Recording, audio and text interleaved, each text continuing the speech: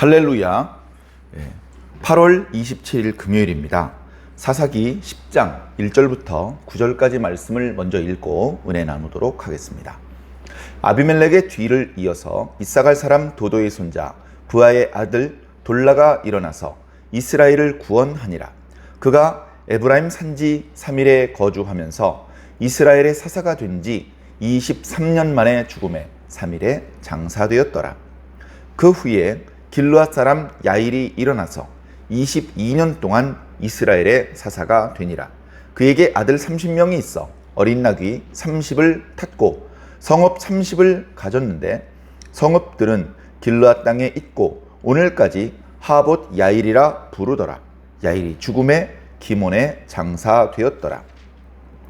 이스라엘 자손이 다시 여호와의 목전에 악을 행하여 바알들과 아스타롯과 아람의 신들과 시돈의 신들과 모압의 신들과 암몬 자손의 신들과 블레셋 사람들의 신들을 섬기고 여호와를 버리고 그를 섬기지 아니하므로 여호와께서 이스라엘에게 진노하사 블레셋 사람들의 손과 암몬 자손의 손에 그들을 파심해 그 해에 그들이 요단강 저쪽 길르앗에 있는 아모리 족속의 땅에 있는 모든 이스라엘 자손을 쳤으며 18해 동안 억압하였더라.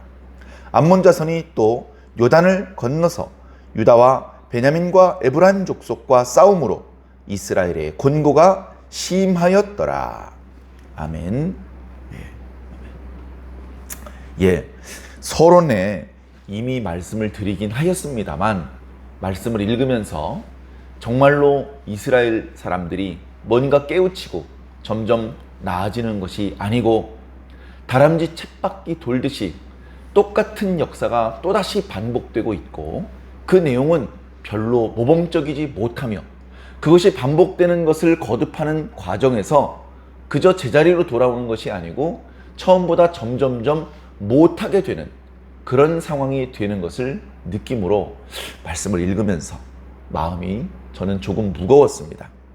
한번 살펴보겠습니다. 사사기에 나타나고 있는 여러 사사들 관련된 여러 책들을 읽어보니까요. 사사기엔 기본적으로 12명의 사사가 나타나고 있는데요. 그 활동의 내용이 비교적 자세히 설명되고 있는 사사는 6명. 그리고 조금 이렇게 자세히 설명되지 않고 간략하게 설명되고 지나가는 이름만 소개되는 듯한 그런 사사가 또 6명 있습니다. 이 여섯을 그저 대사사, 소사사 이렇게 편의상 구별을 하여 이제 호칭을 하더라고요. 자, 그 중에 오늘 이제 소사사 2명이 소개가 됩니다. 오늘 말씀 앞부분에 돌라와 야일입니다. 보통 사사에 대하여 조금 이렇게 자세히 설명되는 경우는 전에 말씀드렸던 사사시대의 7단계의 사이클이 다 표현이 되고 있습니다. 그래서 우리가 기억하는 첫 번째 사사 온니엘 유다지파였죠. 그런데 그 시대 사람들이 하나님 목전에 악을 행하였습니다. 그래서 하나님께서 진노하셨고요. 하나님께서 메소포타미아 왕 구산 리사다임에게 그들을 파셨습니다. 그래서 그들이 상당히 오랜 기간 괴로움 가운데 있었죠. 그때 하나님께서 이스라엘이 백성들이 부르짖는 것을 들으시고 유다지파 온니엘을 사사로 세우셨습니다. 하나님의 영으로 충만케 하셔서 사사로 세우시고 그가 그 메소포타미아와 싸워서 그들을 물리치고 그들을 가나안 땅 밖으로 쫓아내고 다시 그 가나안 땅 이스라엘 사람들의 나라에 평화를 회복한 그런 이제 단계가 된 것이죠. 그러나 곧바로 그 사사가 죽자 그들이 또다시 하나님 앞에 악을 행하고 하나님께서 진노하고 이제 그런 순환이 반복되는 것입니다. 근데 소사사의 경우는 그 7단계가 다 설명되지 않고요. 간단하게 어쩌면 최소한의 정보만을 알려주는 듯한 그런 느낌을 가지게 됩니다. 자, 그러나 기드온 사사에 대한 말씀을 드릴 때 설명 여러 차례 드렸던 것처럼 기드온을 중심으로 그 이전에 나타나고 있는 사사는 매우 모범적이고 흠잡을 데 없으며 하나님을 절대 신뢰하고 하나님의 명이 떨어지면 곧바로 복종을 하는 그런 멋있는 그런 사사들의 모습이 나타났다면, 기드온으로부터 시작해서 기드온의 아들 아비멜렉, 그리고 오늘 소개되는 두 명의 소사사와 그리고 그 뒤에 이제 나타나게 되는 다른 사사들의 모습 속에는 뭔가 바람직하고 온전한 모습보다는 그야말로 우리들의 고개를 좌우로 절레절레 흔들게 만드는, 또는 갸우뚱하게 만드는 그런 뭔가 바람직하지 못한 모습들이 나타나고 있는 것입니다. 자, 오늘 말씀에 처음 소개되고 있는 사사 돌라, 그는 그래도 비교적 부정적인 표현은 별로 없습니다. 그가 하나님의 명을 받아서 사사가 되었습니다. 그래서 이스라엘을 구원하였다라고 묘사를 하고 있습니다. 사사로서의 사명에 충실했던 것 같습니다. 물론 이 돌라라고 하는 사사가 어떤 대적과 맞서서 싸웠는지, 그 대적이 누구였고 몇 년 동안 이스라엘을 괴롭혔고 그런 표현은 나타나지 않습니다. 그러나 인상적인 것은 제일 앞부분에 아비멜렉의 뒤를 이어서라는 표현을 보면, 기드온이 사사로서의 사명을 완수하고 여러 가지 조금 좋지 못한 모습을 보이긴 했지만 그래도 40년 동안 이스라엘 땅에 평화를 주었었는데, 기드온이 죽자 이스라엘 사람들이 단체로 하나님 목전에 악을 행하고, 특히 기드온의 아들 중에서 첩의 아들이었던 아비멜렉이 반역을 꾀하고 기드온의 70 아들을 하루아침에 죽이고 스스로 왕이 되는, 그리고 그 과정에서 많은 이스라엘 사람들을 죽이고 여러 가지 흉흉한 소문이 돌고 이스라엘 전체에 외부로부터의 적이 침공에 들어온 것은 아니었지만 그 아비멜렉의 전횡을 들으면 이스라엘 사람들이 고개를 설레설레 저으며 결코 마음이 편안할 수 없었던 이제 그런 시대가 한동안 있었던 것입니다.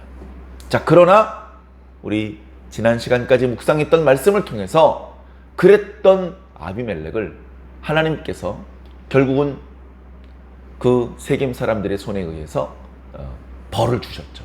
세겜 사람들은 아비멜렉의 손을 통해서 벌을 주셨고, 결국 하나님 앞에 불의를 행하고 하나님 목전에 악을 행하였던 그 사람들은 공의로우신 하나님의 심판을 피할 수 없었습니다. 그리고 어쩌면 오늘 말씀에 나타나고 돌라는 그 복잡한 일이 있었던 이제 기드온과 아비멜렉이 이제 서므나스의 사람들이었는데, 바로 근처에 있는 이사갈 지파 출신으로서 그 주변의 흉흉한 민심을 바로잡고, 그리고 하나님으로부터 멀어져 있는 백성들의 마음을 다시 하나님께 돌리는 아주 쉽지만은 않은 그런 시대에 사사가 되어서 사명을 잘 감당했던 것 같습니다. 그래서 그가 에브라임 산지에 거주하면서 사사로서의 사명을 감당을 했고, 23년 동안 그가 있는 동안에는 아마도 이스라엘 땅에서 불의한 일이 일어나지 않도록 사사로서의 사명을 충실히 잘 감당하다가 에브라임 산지에 3일에 장사되었다, 그렇게 기록을 하고 있습니다. 자, 그 후에, 그러니까 사사 돌라 후에 이번에는 길르앗 사람이, 보통 길르앗 하면 이제 갓지파의 땅을 말합니다. 갓지파, 요단 동쪽에 르벤 지파, 갓 지파, 그리고 므낫세 반 지파, 요단 동쪽이기 때문에 동므낫세 이렇게 표현하기도 합니다. 므낫세 지파 땅이 제일 넓긴 한데요, 어찌되었건 요단강 동쪽에 살고 있는 이스라엘 사람들의 땅을 전부 다 아울러서 길르앗이다, 길르앗 땅이다, 이제 보통은 그렇게 표현을 하곤 합니다. 그 길르앗 지방에, 그러니까 정확히 어느 지파 출신인지까지는 말씀하지 않으셨지만 길르앗 사람 중에서 야일이라는 사람이 사사로 세워졌습니다. 사사는 기본적으로 그거 멋있는 것 같은데 내가 한번 해볼까? 그렇게 한다고 사사가 될 수 있는 것이 아닙니다. 사사가 되고 싶은 사람이 교육을 받고 훈련을 받는 그런 교육기관 따위는 없습니다. 그저 하나님께서 필요하다고 생각될 때에 하나님께서 특정한 누구에게 성령을 부으셔서 다른 그렇지 못한 이스라엘 사람들이 하나님께서 우리 시대에 저 사람을 우리의 사사로 세우셨나 보다 이렇게 인정할 수밖에 없도록 하나님께서 사사를 세우시는 것이죠. 그러니까 좀 바람직하지 못한 그런 모습을 보였던 사사도 처음에는 하나님의 성령의 감동이 되었었고 하나님의 능력이 발현되었었습니다. 그래서 그 주변에 있는 이스라엘 사람들이 복종할 수밖에 없었고, 그래서 사사로 임명하셨을 때의 하나님의 뜻을 일정 부분 완수했던 모습들을 보이게 되는 것이죠. 자, 그러나 사사 야일의 경우는 이제 어떤 대적을 물리쳤고 그가 어떤 방법으로 이스라엘을 평화롭게 구원하였고 평화를 주었고 그런 표현은 나타나지 않고 있습니다. 그런 긍정적인 모습보다는 좋지 않은 모습들을 조금 뒤에 소개해주고 있습니다. 그는 아들이 30명이 있었습니다. 기드온이 아내를 많이 두었고 아들이 70명이 있었다는 말씀을 드렸습니다. 그렇게 아내를 많이 둔 것, 아들을 많이 둔 것은 결코 좋은 일이 아니라는 말씀을 드렸습니다. 물론 다산과 장수는 하나님께서 주시는 축복의 대명사였습니다. 하나님께 복을 받았는지 안 받았는지를 분별할 수 있는 지표였습니다.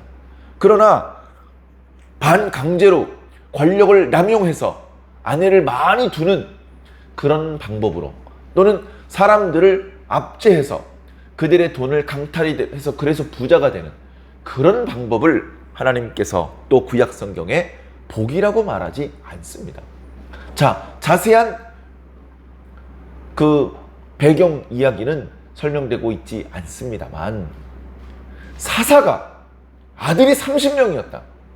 결코 바람직한 모습이 아니라는 것을 우리는 직감적으로 느낄 수 있어야 합니다.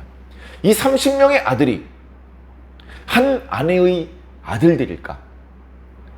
아내가 많이 있었다는 것이죠. 아들만 낳았을까? 딸들도 많이 낳았을 것입니다. 그런데 아들을 30명이나 낳았고 그 아들들에게 어린 나귀를 타게 했다라고 기록하고 있습니다. 여러분, 나귀는요, 여러분, 이런 겁니다. 나귀는요, 요즘 말로 하면 외제차 같은 겁니다. 외제차. 요즘 서민들이 이렇게 걸어 다니고 자전거 타고 또 버스 타고 아주 급할 때는 돈이 많이 들지만 택시 타고 대중교통을 이용을 하죠. 그러다가 차가 필요해져서 차를 구매합니다. 경제적인 상황에 따라서 여러 가지 여건을 고려해서 경차를 사고 또는 중고차를 사고 그러다 좀 형편이 좋아지면 중형차를 삽니다. 그러다 형편이 더 좋아지면 고급차를 사죠. 소나타나 그보다 더 고급차, 그랜저나 여러 가지 우리나라에도 좋은 고급차들이 다양하게 출시가 되었죠.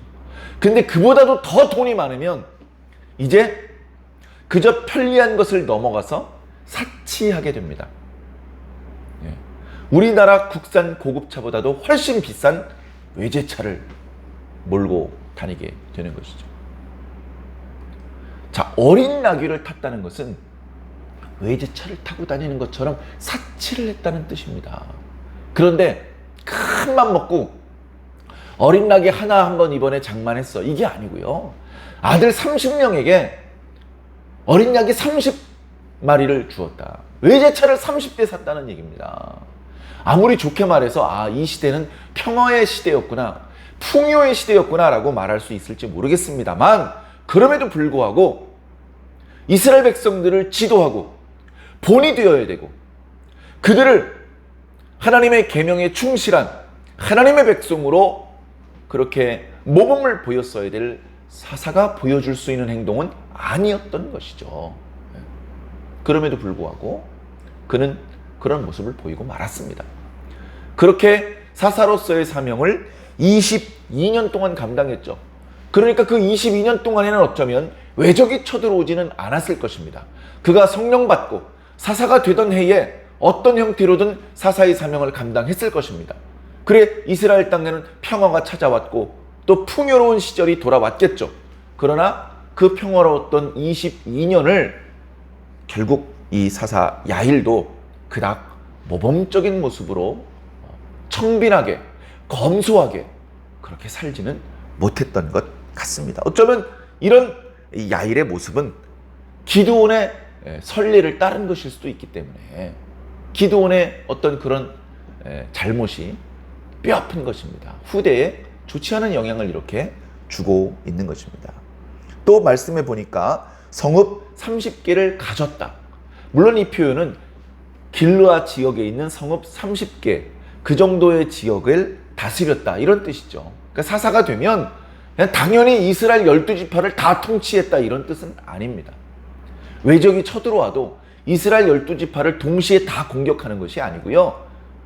외적이 쳐들어오는 그쪽에 살고 있던 그 지파들이 고통을 당하는 것이죠. 그래서 그쪽 지파에서 보통은 사사가 하나님께서 임명을 하셔서 그래서 이제 그 지역에 쳐들어온 외적을 물리치는 역할을 담당하게 되는 것인데요. 그런데 그래서 이제 그 야일은 요단강 동편에 길르앗 지역에 있는 그 지역을 이제 다스렸던 모양인데, 근데 그래도 표현이 성읍 30개를 가졌다라고 표현을 한 것을 보면 그저 그 지역에 있는 사람들을 이렇게 다스린 것이 아니고 그 지역을 마치 자기가 직접 소유한 것처럼 거기서 마치 작은 왕노릇을 한 것처럼 그렇게 표현을 하고 있습니다. 앞부분에 돌라하고 달라요. 돌라는 그냥 에브라임 산지 3일에 거주하였다 이렇게 표현을 했고, 야일은 성읍 30개를 가졌다. 아들이 30명인데 어린 낙이 30마리를 타게 했다. 자, 어찌되었건 그런 야일도 22년의 그 시간을 보낸 이후에 죽어서 기몬에 장사되었습니다. 자, 그리고서 이어지는 6절 이하의 말씀은 이제 사사 입다의 시대를 말하고 있습니다. 그러니까 지금부터는요, 이제 사사기의 종반전입니다. 종반전. 그러니까 지금까지보다도 이스라엘 백성들의 타락이 더 극심해졌고, 그리고 하나님께서는 전보다 더 크게 진노하셨습니다. 그래서 오늘 말씀을 보면 사실 그동안에는 하나님께서 진노하셨다라는 표현이 잘 나타나지 않았습니다. 그런데 오늘 말씀에는 하나님이 진노하셨다. 원문의 뜻을 보면요, 하나님의 코가 뜨거워지셨다. 코가 뜨거워져서 코로 화가 나셔가지고 뜨거운 입김을 뿜어내셨다. 그런 표현으로 하나님의 진노를 표현하고 있습니다. 그래서 이스라엘을 괴롭힐 때도 이방 족속 한 족속만 공격한 것이 아니고요, 동서에서 두 족속이 양쪽에서 양방으로 공격을 합니다. 그러니까 거의 이스라엘 12지파 전체가 정신을 못 차리고 20년 동안 극심한 고통에 시달리게 됩니다. 극심한 고통. 원래 이방 사람들이 쳐들어오면요, 이스라엘 사람들을 봐주지 않습니다. 아주 괴롭히죠. 아주. 그런데 어쨌든 원문에 나타나는 표현을 보면 아주 극심하게 괴롭혔다 이렇게 표현을 하고 있는 것입니다. 말씀을 보면요, 이스라엘 사람들이요 하나님을 버렸다. 그동안에도 하나님을 버렸다는 표현이 몇 차례 나오는데요, 오늘 말씀에는요 하나님을 버려서 아예 안 섬겼다 이런 표현이 나옵니다. 안 섬겼다는 것은 이제 제사도 드리지 않고, 우리가 모세오경을 묵상하면서 하나님께서 성막을 만들고 제사를 드릴 때 필요한 여러 기구들을 만들고 그 규례들을 주실 때에 상번제를 드리게 되어 있지 않습니까? 날마다 특별한 절기가 아니더라도 날마다 백성들이 제물을 준비해서 제사장을 찾아오지 않더라도 제사장은 날마다 하나님 앞에 상번제를 드려야 했습니다. 제사장도 제대로 못 드렸는지 모릅니다. 그리고 그 이외의 나머지 백성들은 한 명도 하나님 앞에 오질 않습니다. 절기도 지키지 않는데 11조를 낼까요? 11조 안 내요. 백성들이 자신들의 풍요가 하나님의 은총임을 깨닫고 자신의 소산의 10분의 1을 하나님 앞에 바치면 그것을 레위인들이 받습니다. 그래서 그것으로 성막을 섬기는 데도 쓰고 가난한 자를 구제하는 데로 쓰고, 그리고 그 레위 지파 사람들이 생활하는 데 씁니다. 그리고 좋은 것을 다시 10분의 1을 제사장들한테 드리는 것이죠. 근데 백성들이 11조를 안 내요. 그러면 레위 사람들이 이제 뭐 먹고 삽니까? 시쳇말로 손가락 빨아야 돼요. 자기 아내, 자기 자녀들이 배고프다고 울고 있는데 가장 레위 사람은 어떻게 해야 됩니까? 그래서 레위 사람들도 타락하는, 자신에게 맡겨진 지역을 떠나서 자기 멋대로의 모습을 보이는 그런 이야기들이 17장 이후에 나타나고 있습니다. 너무나 안타까운 말씀이죠. 하나님께서 만들어주신 이 거룩한 시스템이 붕괴되는데 그리 오랜 시간이 걸리지 않았습니다. 너무나 안타까운 모습이죠. 자, 그리고 오늘 말씀의 6절에 보면 이스라엘 사람들이 또다시 여호와의 목전에 악을 행하였는데 이번에는 구체적으로 어떤 악을 행했는지 표현해주고 있습니다. 그것은 바로 우상 숭배인데요. 그런데 그들이 7 우상을 섬기고 있어요. 7 우상. 그것들을 7개라고 표현할 수가 없는 것이 우상들, 신들 이렇게 표현되고 있기 때문에 하나님을 제외한 가나안 땅과 그 주변 민족들이 섬기는 모든 우상들을 다 끌어들여서 온갖 종류의 우상 숭배를 자행을 했다. 이스라엘 사람들이 하나님의 백성으로서의 거룩함, 순결 이거 다 잊어버렸고 영적으로 육적으로 음행을 저질렀고 타락했다. 이보다 더 더러워지기는 어렵다. 그런 것을 설명해주고 있습니다. 6절에 보니까 이스라엘 자손이 다시 여호와의 목전에 악을 행하여 바알들과 아스타롯과 아람의 신들과 시돈의 신들과 모압의 신들과 암몬 자손의 신들과 블레셋 사람들의 신들을 섬겼다. 어디 섬길 게 없어서 동서남북에 있는 우상들을 다 언약의 땅으로 끌어들인단 말입니까?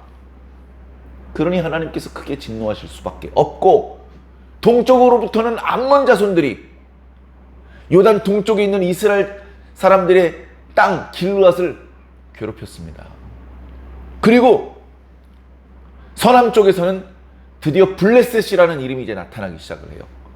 우리 세 번째 사사 삼갈도 소모는 막대기로 블레셋 사람 600을 죽였다고 했는데 그때 꺾였던 블레셋 사람들의 기세가 다시 일어납니다. 그들의 기세가 일어날 수밖에 없죠. 이스라엘이 범죄했고 그들에게 벌을 주시기 위해서 하나님께서 블레셋을 강성하게 하셨기 때문입니다. 그래서 동쪽에서는 암몬이, 서쪽에서는 블레셋이 이스라엘의 옆구리와 똥꼬를 찌르는 겁니다. 그래서 요단 동편에 있는 사람들은 암몬 자손들의 수중에 떨어졌어요. 다 그들에게 항복을 하고 다 그들의 지배를 당합니다. 그들이 철저히 그들을 짓밟아 버립니다. 근데 그 암몬 자손들이 세력이 얼마나 강했는지 요단강을 넘어서까지 에브라임과 유다와 베냐민, 가나안 땅의 핵심 부분을 차지하고 있는 지파를 공격을 하는데 이 짱짱하던 지파들이 암몬 자손들을 감당을 못해요. 매골 못 춥니다. 그 곤란함이 매우 심하였다. 이렇게 기록을 하고 있습니다. 자, 이 오늘 6절에서 9절까지의 말씀은 이제 앞으로 10장과 저 16장까지 사사기 이제 뒷부분에 나타나고 있는 그런 모습들, 그 시대를 이렇게 설명하는 서론에 해당되는 말씀입니다. 그래서 결론을 미리 말씀을 드리면 요단 동편에 있는 암몬 족속들은요 이제 입다라고 하는 사사를 통해서 완전히 무찔러 주십니다. 그리고 이스라엘 서남쪽에 있던 블레셋은 마지막 소개되고 있는 사사 삼손에 의해서 하나님께서 무찔러 주시죠. 그런데 그렇게 입다와 삼손이 그들을 완전히 무찔를 때까지는 이스라엘 땅 전체가 블레셋과 암몬 자손들에 의해서 괴롭힘을 당합니다. 정말 웃기지 않습니까? 암몬 자손의 신들을 끌어들였고 블레셋 사람들의 신들을 도입했는데 야, 너는 우리랑 같은 신을 섬기고 있구나. 잘해줄게. 이게 아니고요. 우상을 끌어들였더니 그 우상이 원래 있던 민족이 쳐들어와서 공격을 하고 약탈을 해간다는 겁니다. 사랑하는 성도 여러분, 하나님 버려서 좋은 일이 없습니다. 하나님 버려서 이방 우상 숭배 문화 끌어들여서 절대 복을 받지 못합니다. 사랑하는 성도 여러분, 역시 이어지는 말씀들도 우리가 이 말씀 그대로 본받아야 될 말씀들이 아니고 절대 따라하면 안 되는 반면 교사의 내용으로 삼아야 될 말씀입니다. 계속해서 성경적인 가치관, 하나님의 관점에서 이 말씀들을 살펴보면서 이 말씀들을 이렇게 읽어 내려가면서 하나님의 그 안타까워하시는 그런 마음으로 말씀을 읽어 내려가 주시기를 바랍니다. 이스라엘 백성들이 범죄할 때 하나님께서 안타까워하시고 하나님께서 진노하시고 이방 민족들을 통해서 이스라엘 사람들을 괴롭힐 때 이스라엘 사람들이 부르짖을 때 하나님께서 또 불쌍히 여기시고 그래서 사사를 통해서 이스라엘 백성들을 괴롭히던 민족들을 무찌르실 때 하나님께서 기뻐하시는 그 하나님의 관점에서 말씀을 함께 묵상해 주시기를 부탁을 드립니다.